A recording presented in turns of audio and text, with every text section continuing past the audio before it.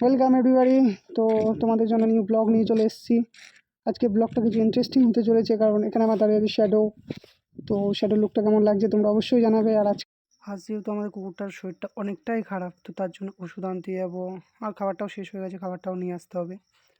পাশাপাশি তোমাদের সঙ্গে অনেক কিছু শেয়ার করব, তোমরা দেখতে থাকো। ভিডিওটা তোমাদের কেমন লাগে অবশ্যই তোমরা কমেন্টে জানাবে। আর আজকে রোড পুরো ফাঁকা, রোডে কোনো জ্যাম নেই। তো চলো স্টার্ট করা যাক।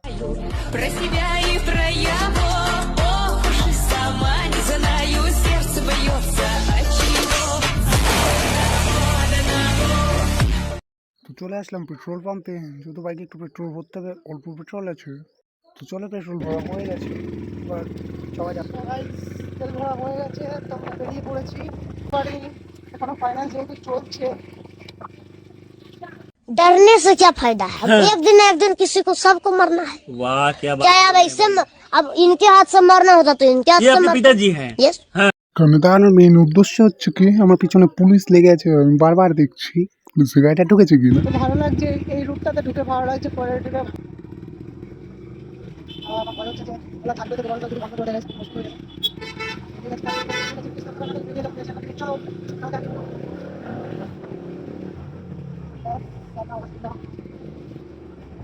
আমাদের ওষুধটা নিতে হবে,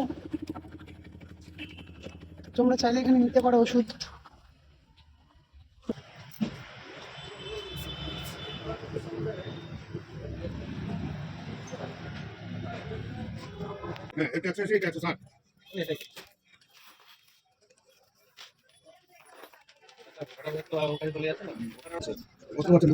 ওই 3.5-4 মাস সকাল থেকে খাবার সাথে। তো ঠিক আছে, খাবার নিতে চাও আশেপাশে, তোমরা যদি যে কেউ ব্লগ দেখে থাকো, তো তোমরা এখানে বোলপুর অবশ্যই তোমরা এই দিকটা চিনবে।